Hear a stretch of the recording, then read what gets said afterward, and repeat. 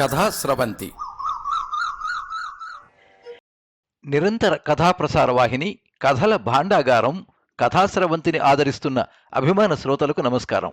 ఈనాటి కథకు స్వాగతం. ఈరోజు మీరు వినబోయే కథ 85 మంది రచయిత్రుల కథా కదంబం భావు కథలు కథా సంపుటం నుండి selling in the same boat కథ. రచన శ్రీమతి పుత్తూరి విజయలక్ష్మి. వినిపిస్తున్నవారు పప్పు భోగారావు. జగమెరిగిన బ్రాహ్మణునికి జంధ్యమేలా అన్నట్టు తెలుగు పాఠకులకు శ్రీమతి పొత్తూరి విజయలక్ష్మి గారి పరిచయం అవసరం లేదు. సుమారు 200 కథలు, 8 నవలలు, 3 సినిమాలు, అనేకమైన వ్యాసాలు వీరి ఖాతాలో ఉన్నాయి. రచనలలో హాస్యాన్ని పండించడంలో వీరికి వీరే సాటి. నివాసం హైదరాబాదు. భర్త శ్రీ శివరావు గారు రైల్వేలో డిప్యూటీ చీఫ్ ఇంజనీర్గా సికింద్రాబాద్లో రిటైర్ అయ్యారు.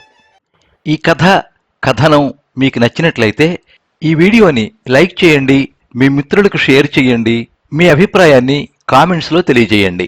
మీరు మొదటిసారి ఈ ఛానల్లో కథ వింటున్నట్టయితే ఈ ఛానల్ని సబ్స్క్రైబ్ చేసుకోండి. పక్కనుండే బెల్ ఐకాన్ని తప్పకుండా నొక్కండి. ఈ ఛానల్ ద్వారా వినిపించే కథలు, కబుర్లు, వ్యాసాలు అన్నీ ఎప్పటికప్పుడు మీకు అందజేయబడతాయి.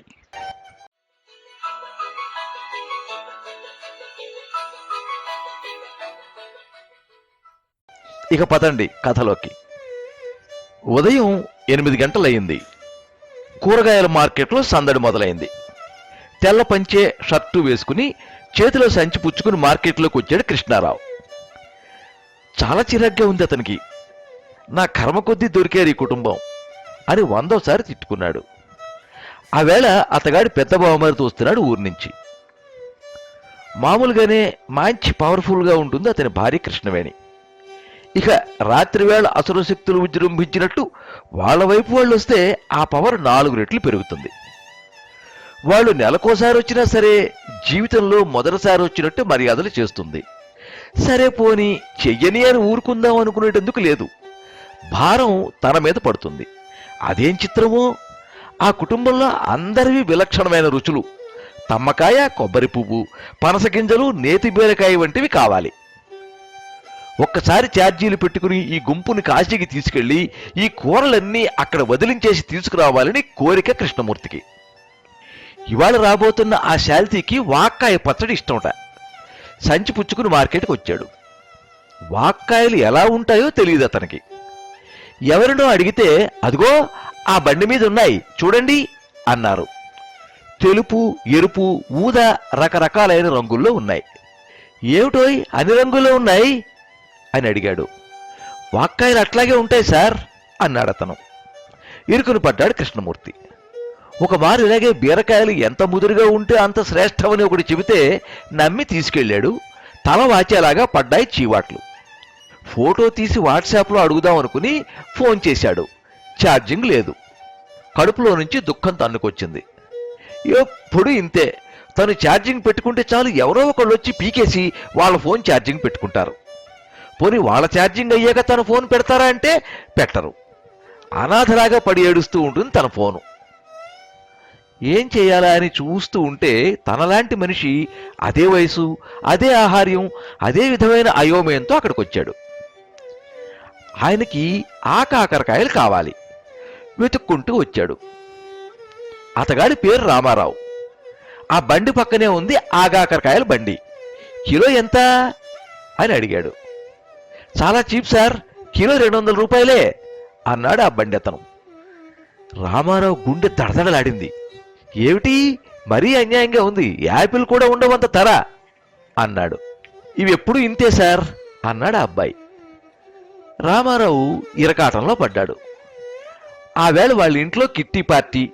2 కిలోల ఆగాకరకాయలు తెమ్మని పంపించింది భార్యామణి సీతామహాలక్ష్మి. తీసుకువెళ్తే ఏముంటుందో, తీసుకోకపోతే ఏమంటుందో, ఏం చేయాలో తేల్చుకోలేకపోయాడు. ఒకసారి ఇలాగే తన సొంత తెలివితేటలు ఉపయోగించి చవగ్గా ఇస్తున్నాడు కదా అని 10 కిలోల దోసకాయలు కొన్నాడు. ఇంకో కిలో కొసర వేశాడు కొట్టువాడు. అవి తీసుకుని వెళ్ళి ఇదిగో వీటితో చక్కగా దోసావకాయ పెట్టు అంటే తిట్టిపోసింది. మామూలు ఆవకాయలాగా దోసావకాయ ఏడాదికి సరిపడా పెట్టరు. ఓ పని చేయండి, ఓ గోనెపట్ట, ఓ గొడుగు తీసుకువెళ్ళి అట్లా వీధి చివరి కూర్చుని అమ్మేసి రండి అంది సీతామహాలక్ష్మి. ఇప్పుడు ఫోన్ చేసి కనుక్కుందామని భార్యకి ఫోన్ చేస్తే ఎంగేజీ. విసుగొచ్చింది అతనికి. కృష్ణారావుకి రామారావుని చూస్తే ఆశ కలిగింది. మాస్టారు, ఒకసారి మీ ఫోన్ ఇస్తారా? నా ఫోన్ ఛార్జింగ్ అయిపోయింది అన్నాడు. ఆయన్ని చూడగానే ఓ విధమైన గౌరవభావం కలిగింది రామారావుకి. ఇచ్చాడు. వెంటనే ఫోటో తీసి భార్య నంబర్కి వాట్సాప్ చేశాడు. నా ఫోన్లో ఛార్జింగ్ లేదు, ఈ నంబర్కి మెసేజ్ పెట్టు అని మెసేజ్ పెట్టాడు. రామారావు ఫోన్ చేస్తూనే ఉన్నాడు. మామూలుగానే రోజులో 14 గంటలు ఫోన్లో మాట్లాడుతూనే ఉంటుంది ఆయన భార్య. మరి ఆ వేళ కిట్టి పార్టీ కూడాను ఎంగేజ్లోనే ఉంది. ఎండ చిరచిరలాడుతోంది, అలా నీడలోకి వెళ్దాం రండి అన్నాడు కృష్ణారావు. ఆ పక్కనే మూసేసిన కొట్టు, దాని ముందు బెంచి ఉన్నాయి. అక్కడ కూర్చున్నారు ఇద్దరు. పరిచయం చేసుకున్నారు ఇద్దరు. ఇద్దరికిద్దరూ ఉన్నత పదవులు నిర్వహించి ఇటీవలే రిటైర్ అయ్యారు. దర్జాగా పెన్షన్ పుచ్చుకుంటున్నారు. రిటైర్ అయ్యాక ఇంకా ఎక్కడ జాబ్ చేయటం లేదా అని అడిగాడు కృష్ణారావు. బరువుగా నిట్టూర్చాడు రామారావు. లేదండి, అదే నేను చేసిన బుద్ధి తక్కువ పని. చేసిన నాళ్లు చాకరీ చేశాను, ఇక ఇంటి పట్టు నుండి విశ్రాంతిగా ఉందాం అనుకున్నా. విశ్రాంతి లేదు, మనశ్శాంతి లేదు అన్నాడు. నా పని అంతే. నోరు మూసుకుని ఊరుకోక రిటైర్ అయ్యాను కదా, ఇక నుండి బయట పనులు బజారు పనులు నేనే చేస్తాను అని నా గొయ్యి నేనే తవ్వుకున్నాను అన్నాడు కృష్ణారావు. నిజమే, బయట ఎన్నో క్లిష్ట పరిస్థితులు ఎదుర్కొన్న అనుభవం ఇంటి పనుల విషయంలో పనికి రావడం లేదు. ఎప్పటికప్పుడే పరగడు పన్నట్టుంది చెప్పాడు రామారావు. మా బాగా చెప్పారు. ఎవరైనా వస్తారనుకోండి, వాళ్ళతో గలగల మాట్లాడితే ఏమిటా వాగుడు? ఎప్పుడో మీరు ఉద్యోగంలో ఉన్నప్పుడు ఎదురైన అనుభవాలన్నీ ఆయన గారికి చెప్పడం ఎందుకు అని విసుక్కుంటుంది. అలా నోరు మూసుకుని ఉంటే మా వాళ్ళు వస్తే బెల్లం కొట్టిన రాయిలా కూర్చుంటే వాళ్ళు ఏమనుకుంటారు అంటుంది. చచ్చిపోతున్నాం అనుకోండి అన్నాడు కృష్ణారావు. విజయవంతమైన జీవితానికి ఉపాయాలు, డబ్బు సంపాదించడానికి మార్గాలు అని పుస్తకాలు రాశారు కానీ ఇంటి పట్టునే ఉంటూ భార్య మనసు గ్రహించి ఆనందపరచడం ఎలా అని ఎవరూ పుస్తకాలు రాయలేదు అన్నాడు రామారావు. ఎవరికైనా తెలిసి ఎడిస్తేగా రాయటానికి అన్నాడు కృష్ణారావు. వాడు మాట్లాడుకుంటూ ఉండగానే ఆ కొట్టతను వచ్చాడు. అతను లేవమనకుండానే ఇద్దరూ లేచారు.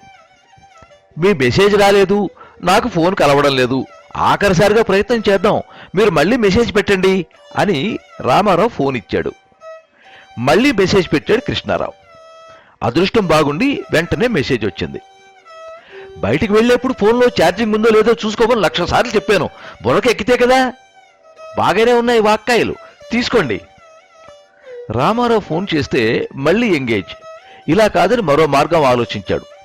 అదృష్టవశాత్తు తన ఇంట్లో పనిచేసే అమ్మాయి నెంబర్ ఉంది అతని దగ్గర. తనకు ఫోన్ చేశాడు. ఇదిగో, నేను 402 అయ్యగారిని మాట్లాడుతున్నాను అనగానే, మీ ఇంట్లోనే ఉన్నాను అయ్యగారు అన్నది. అమ్మయ్యా, బతికించావు. మీ అమ్మగారితో మాట్లాడాలి, కాస్త ఫోన్ ఇవ్వు అన్నాడు. ఇచ్చింది. ఏమిటండి మీ గోల? ఎప్పుడనగా వెళ్ళారు మార్కెట్కి, ఇంకా అక్కడ ఏం చేస్తున్నారు అంది సీతామహాలక్ష్మి. ఆవిడ మీద విసుక్కునే ఓపిక కూడా లేదు రామారావుకి. పరిస్థితి వివరించి చెప్పాడు. ఆగాకరకాయలు ధర ఎక్కువే ఉంటాయి, ఆ మాత్రం తెలీదా? 2.5 కిలోలు తీసుకోండి అంది. ఆయన వాక్కాయలు, ఈ రాగాకరకాయలు కొనుక్కున్నారు. సమయానికి దేవుడిలా సాయం చేశారు అని కృతజ్ఞతలు తెలుపుకున్నాడు కృష్ణారావు. ఫోన్ నంబర్సు ఇచ్చి పుచ్చుకున్నారు. మరుసటి వారం రామారావు కృష్ణారావుకు ఫోన్ చేశాడు. వాట్సాప్లో ఓ గ్రూప్ ఉంది.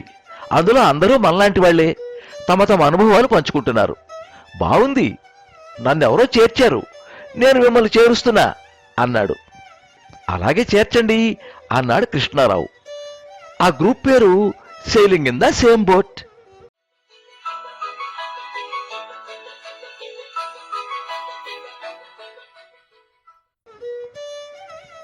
మీరింతవరకు sailing in the same boat కథ విన్నారు.